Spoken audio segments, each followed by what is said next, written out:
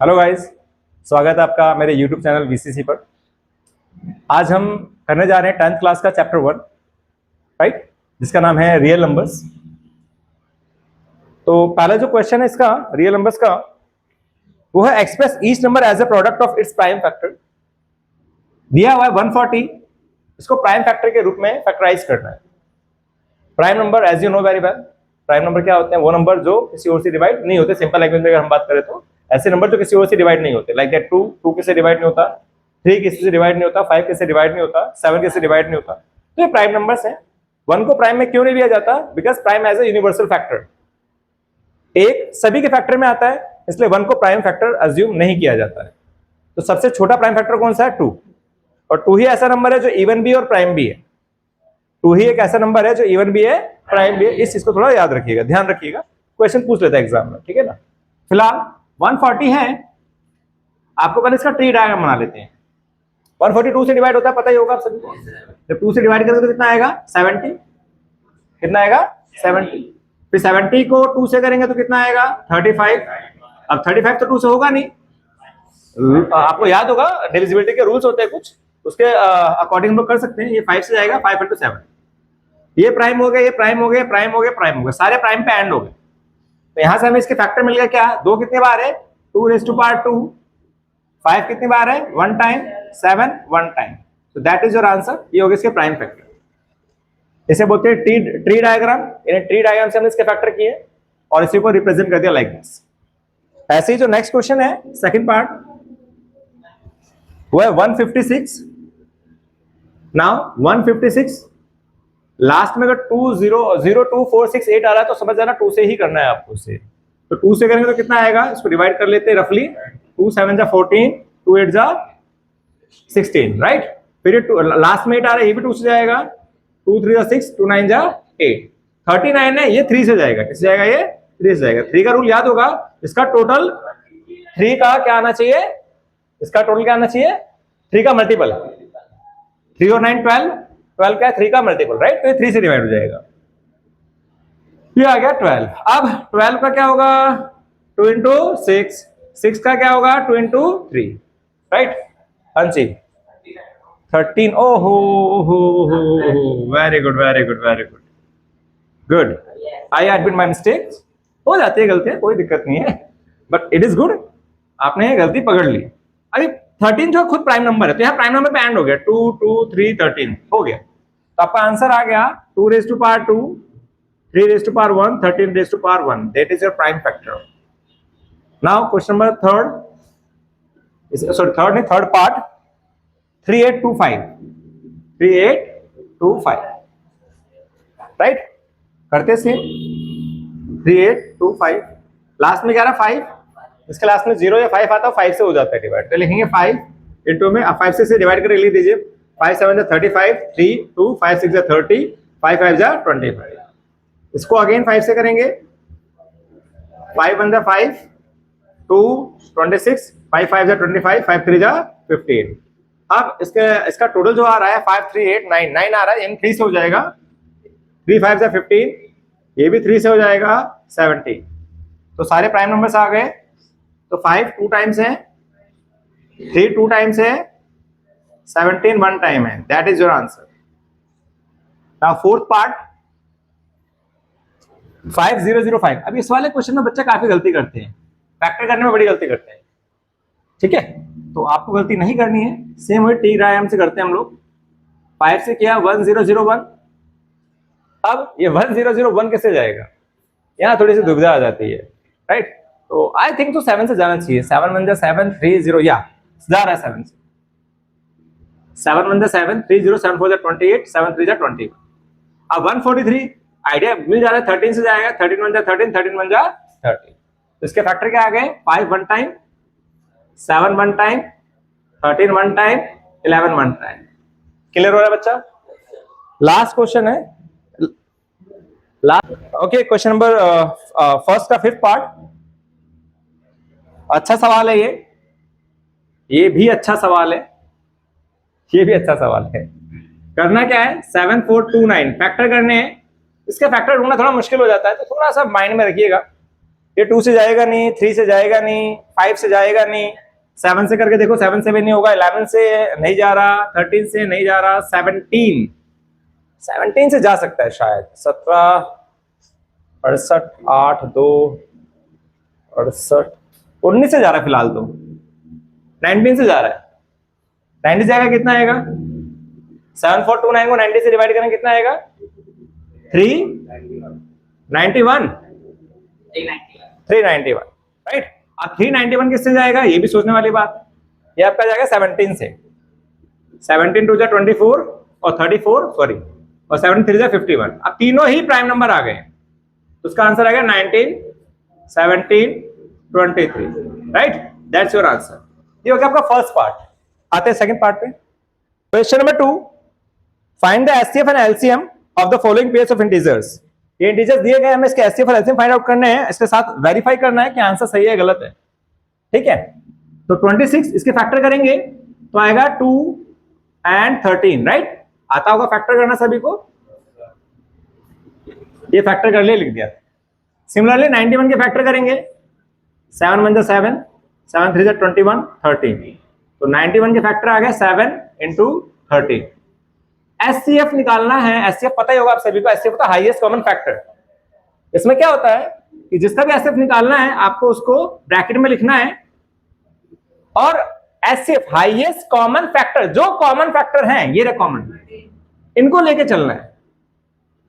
By chance अगर कुछ common नहीं आता तो वहां पे हम 1 लेके चलते हैं। क्या लेके चलते हैं? अगर कुछ कॉमन नहीं आ रहा है तो ये हो गया एचसीएफ। एलसीएम में क्या होता है? Least common multiple. क्या होता है? लीस्ट कॉमन मल्टीपल, यानी कि जो कॉमन है वो तो लेना ही लेना है, और जो कॉमन नहीं है उन्हें भी लेना है। अब इसकी मल्टीप्लाई जब हम करेंगे तो इसका मल्टीप्लाई करने पर आ जाएगा 13 इंटू में 14 यानी कि 182, ठीक है, ये आ गया 182। अब इसका वेरिफिकेशन देखते हैं।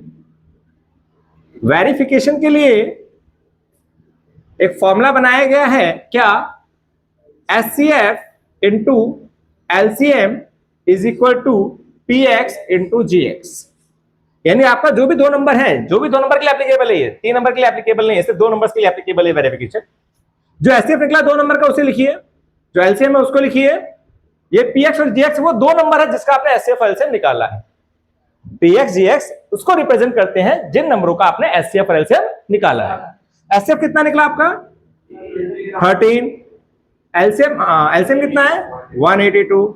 पीएक्स कितना है? 26 और जीएक्स कितना है? 91। अब यहां पे पड़ेगी कैलकुलेशन की जरूरत, राइट। तो आप कैलकुलेट करते हैं जरा। अगर 13 को 182 से मल्टीप्लाई करते हैं तो कितना आएगा? कितना आएगा? 2366, राइट। और 26 को 91 से मल्टीप्लाई करेंगे तो कितना आएगा? मल्टीप्लाई कर देखना, सेम आएगा 2366। यहां पे वेरीफाइड हो गया, हेंस इट इज वेरीफाइड कि हमारा आंसर ठीक है। यहां पे वेरीफाइड हो गया। दोनों इक्वल आने चाहिए, इक्वल नहीं है तो आपने कहीं भी कैलकुलेशन में गलती कर। सेकंड पार्ट, इनका सेकंड पार्ट 510 एंड 92। 510 के फैक्टर करते हैं, 2 2 जा 4, 2 5 जा 10, 2 5 जा 10। चेक कर लो, सही है ना? 2 2 जा 4, 2 5 जा 10, 2 5 जा 10। अब जाएगा 5 से, 5 5 जा 25, 5 1 जा 5। अब जाएगा 3 से और ये जाएगा 17 से, राइट। तो आगे फैक्टर क्या? 2 raise to power 1, 5 raise to power 1, 3 raise to power 1, 17 raise to power 1, 92। इसके फैक्टर करेंगे तो ये आ गया आपके पास 2 raise to power 2 and 23। Let's see, HCF निकालते हैं अब। 510 एंड 92। अच्छा, तो यहाँ पे एक अच्छी सी चीज है जो आपको जाननी चाहिए। कॉमन तो है, एक चीज कॉमन है, लेकिन पावर का इशू आ रहा है। एक में पावर 1 है, एक में पावर 2 है। तो अब हम कैसे जज करें कि हमें 1 लेना है 2 लेना है? तो इसके लिए एक चीज याद रखिएगा, एचसीएफ में लीस्ट पावर लेके चलते हैं। कौन सा लेके चलते हैं? लीस्ट पावर, यानी छोटी वाली पावर लेके चलेंगे आपको। तो 2 रेज़ टू पावर 1 ले लेंगे हम लोग यहाँ पर, that is your answer. HCF निकल गया। अब एलसीएम जब निकालेंगे हम लोग तो यहाँ पे उसका उल्टा हो जाएगा, यहाँ पे ग्रेटर पावर लेके चलेंगे। क्या लेके चलेंगे? जो पावर बड़ी है वो। तो ग्रेटर कौन है? 2 रेज़ टू पावर 2। बाकी जो अनकॉमन है वो सब ले लेने हैं आपको, ये सब ले लेने। अब इसके जरा एक बार मल्टीप्लाई करते, 2 raised to power 2 4 4 5 जा 20 20 3 जा 60 60 को 17 से करेंगे 1020 कितना आएगा 20 416 ये है 60 ओके ओके 0 राइट 60 ठीक है भाई। आ गया ये आपका एलसीएम। अब चेक करते हैं सही है या गलत है। तो as we know the formula, we know क्या पता है हमें, HCF into LCM equal to PX into GX. HCF कितना है 2, एलसीएम कितना है 2 3 4 6 0 एंड पीएक्स एंड जीएक्स। इसको मल्टीप्लाई करेंगे तो आएगा 0 6 दूनी 12 9 6 4 46920। इसको मल्टीप्लाई करेंगे तो 46920 and it is verified that our answer is right. हमने कैलकुलेशन बिल्कुल ठीक करी है। ठीक है, थर्ड पार्ट देखते हैं। थर्ड पार्ट ऑफ सेकंड 336 पहले फैक्टर करते हैं, इसके प्राइम फैक्टर करने हैं। सही है, चेक करते रहिएगा जरा।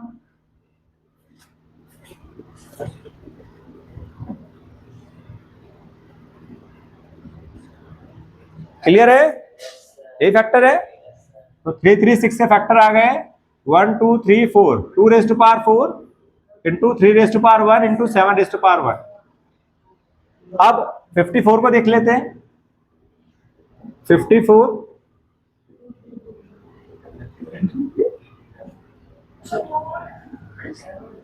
2 raise to power 1 3 raise to power 3 right. क्या निकालना है एचसीएफ 336 एंड 54 का। क्या बताया था मैंने, एचसीएफ में हाईएस्ट कॉमन फैक्टर जो कॉमन है उसको ले लीजिए, कॉमन है और इसमें क्या लेते हैं लीस्ट पावर। क्या लेते हैं, तो लीस्ट क्या है 2 raise to power 1। Same 3 common है, लेना किसको है लीस्ट पावर यानी 3 रेज़ टू पावर 1। आंसर कितना आ गया 6। अब बात करते हैं एलसीएम की।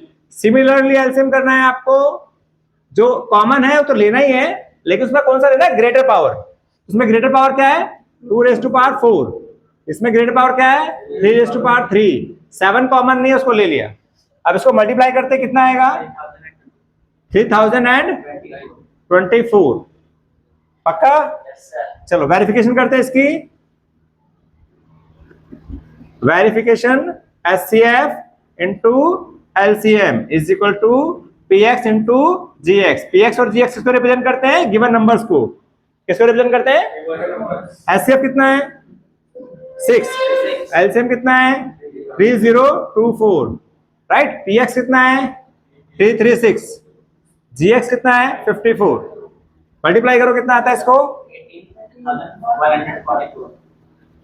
इसको भी मल्टीप्लाई करेंगे यही आएगा। Hence it is verified, our answer is right. Good, clear? चलिए नेक्स्ट क्वेश्चन देखते हैं। Number third, first part LCM और एचसीएफ निकालना है by applying prime factorisation method. मैंने आपको बताया था इसमें वेरिफिकेशन नहीं होती, वेरिफिकेशन सिर्फ 2 डिजिट्स के लिए एप्लीकेबल है। तो सिर्फ आपको एचसीएफ और एलसीएम निकालना है। ठीक है, तो पहले फैक्टर करेंगे 2 2 जा 4 आ जाएगा 2 2 जा 4 इंटू 3 15 में आ जाएगा 3 इंटू 5 21 में आ जाएगा 3 इंटू 7। एचसीएफ निकालना है, लिख दीजिए किसका आप एचसीएफ निकाल रहे हैं। इन तीनों नंबर्स को लिख दिया। कॉमन क्या है 3। एलसीएम में 3 कॉमन है, 2 कॉमन नहीं है, 5 कॉमन नहीं है, लिख दीजिए। 7 कॉमन नहीं, लिख दीजिए। फटाफट मल्टीप्लाई करिए 2 2 जा 4 420 420 आ गया भाई ये 420 है ये राइट। पता है 420 का मीनिंग क्या होता है 420? अरे यार इतना तो अपडेटेड रहा करो। 420 का मतलब क्या होता है?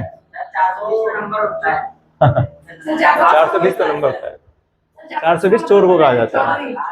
हाँ 420 ही कर रहा है, गलत काम कर रहा है। ओके 17 1 इंटू 17 सारे ही प्राइम नंबर है, सारे ही प्राइम नंबर है तो इनके फैक्टर लाइक इस तरह से होंगे। इसका एचसीएफ मैंने आपको बता दिया, कुछ कॉमन नहीं होता तो 1 ले लेते हैं। और एलसीएम में लिख लीजिए नंबर को 17 23 29 17 23, 29. 17, 23, 29. Please do fast calculation. इसका मल्टीप्लाई करें कितना आएगा? 11,338. That is your answer. इसका लास्ट पार्ट देखते हैं. 8 टाइम 8, 9, 25. 8 के फैक्टर आ जाएंगे 2 रेज़ टू पावर 3, 9 के आ जाएंगे 3 रेज़ टू पावर 5 और 2 सॉरी 25, 5 रेज़ टू पावर 2. क्या आएगा एचसीएफ? कुछ कॉमन नहीं है 1 और एलसीएम चेक करो फटाफट. क्या आएगा? 2 raise to power 3, 3 raise to power 2, 5 raise to power 2. 8 into 9, 72 into 25 कितना आएगा भाई? 1008. ओके 1800. गलत कैलकुलेशन बता दी थी. चलो कोई नहीं, हो जाती गलती. Note it down. चलिए क्वेश्चन नंबर 4. अच्छा क्वेश्चन है, गुड वन क्वेश्चन में. ये फायर क्वेश्चन के अंदर आ जाता है. ये फायर ही है. ठीक है, वाइल्ड फायर नहीं, फायर है. बस फ्लावर नहीं, बस ये फ्लावर में समझना है. छोट फ्लावर है, फायर है यानी कि इंपॉर्टेंट है. ठीक है ना. तो यहां लिखेंगे सॉल्यूशन में एज वी नो दैट. जानते तो हम कुछ भी नहीं है, बस जो सर बोल देते हैं वही जानते हैं हम लोग. एज वी नो दैट क्या? HCF into LCM is equal to PX into GX, है ना. आईडी है ये वेरिफिकेशन की, वही इस्तेमाल करेंगे. एचसीएफ कितना है हमारे पास? 9. एलसीएम कितना है पता नहीं. पीएक्स बताया था, ये जो गिवन नंबर्स होते हैं पीएक्स और जीएक्स कहलाते हैं. ठीक है ना. अब 9 यहाँ मल्टीप्लाई हो रहा है, इधर आओगे क्या होगा? डिवाइड. जब इसको डिवाइड करेंगे तो किसी को भी डिवाइड कर दो, दोनों ही डिवाइड हो जाएंगे. 9 7 63, 9 3 27. अब 306 को 73 से जब मल्टीप्लाई करेंगे तो कितना आंसर आएगा इसका? बच्चा लोग फटाफट कैलकुलेट करके बताओ. 23, 22, 38. Very good. ठीक है भाई, note it down. Okay, most important question. Question number 5. Check whether 6n can end with the digit 0 for any natural number n. क्या 6n can end with the digit 0 for any natural number n? n की जगह ऐसा कोई number है जिसको रखने पर वो 0 पे एंड हो. जैसे 6 रेज़ टू पावर 1 6 आएगा, 2 रखेंगे 36 आएगा, 3 रखेंगे 216 आएगा. तो क्या ऐसा कोई नंबर है जहां पे हम n को रखें, n की जगह उस नंबर को रखें तो आंसर 0 आ जाए? लास्ट में यूनिट डिजिट जो है 0 आ जाए, जो एंड डिजिट है वो क्या आ जाए? 0 आ जाए. तो इसके लिए क्या करते हैं हम लोग, कोई भी ऐसा क्वेश्चन आता है तो आप बेस के फैक्टर करिए. क्या करेंगे आप? फैक्टर में अगर 2 और 5 आ रहे हैं तो 2 5 जा 10, तब तो 0 आएगा. लेकिन अगर 2 और 5 नहीं आ रहे तो 0 नहीं आएगा. तो यहाँ 2 और 3 आ रहा तो लिखना है because there is no pair of 2m into 5n, so it will never end at 0. 2 number का क्वेश्चन या 1 नंबर का क्वेश्चन एग्जाम में आ जाता है ये. तो सिंपल से ये करना है, there is no pair of 2m into 5n, so it will never end at 0. Okay? Okay, next question. Okay, question number 6. अच्छा क्वेश्चन है ये भी. सारे अच्छे क्वेश्चन है यार, आना तो सब कुछ चाहिए आपको ना. कंपोजिट नंबर की बात हो रही है यहाँ पे. कंपोजिट नंबर क्या होता है? प्राइम का उल्टा होता है कंपोजिट नंबर. प्राइम जो किसी से डिवाइड ना हो. कंपोजिट यानी जिसके 2 या 2 से ज्यादा फैक्टर हो, जो अपने अलावा और से भी डिवाइड होता है, उसे कंपोजिट नंबर कहा जाता है. जैसे कि बात करें 4, 2 से डिवाइड होता है कंपोजिट नंबर. 6 2 से डिवाइड होता है, 3 से होता है कंपोजिट नंबर. तो सबसे छोटा कंपोजिट नंबर 4 है. सबसे छोटा कंपोजिट नंबर 4 है. ठीक है, तो मुझे बताना है कंपोजिट नंबर, यानी इसके 2 या 2 से ज्यादा फैक्टर अगर आ जाते हैं तो ये कंपोजिट है. तो 2 पोर्शन है, एक ये पोर्शन है और एक ये पोर्शन. एक मैं कर रहा हूं, एक आप करेंगे. ठीक है, दैट इज योर होमवर्क. चलिए देखते हैं. 7 इंटू में 11 इंटू में 13 प्लस 13. प्लस और माइनस का साइन आपको कहता है कि भाई 2 पार्टीशन हो गए. अब यहाँ पे आप कॉमन ढूंढिए. यहाँ पे देखिए कॉमन कुछ दिख रहा है आपको? 13 कॉमन दिख रहा है. तो अंदर क्या बचा? 7 इंटू 11 प्लस 1. कितना आ गया? 77 प्लस 1 78. कितने फैक्टर आ रहे हैं? 2. लेकिन 78 के और भी फैक्टर होते हैं ना. तो because it has more than 2 factors, so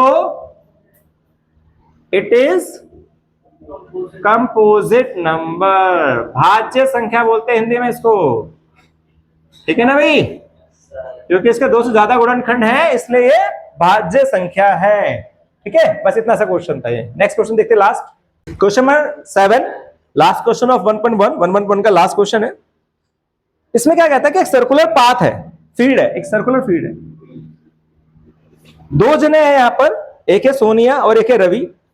यहां से दोनों चलना स्टार्ट करते हैं और रवि और सोनिया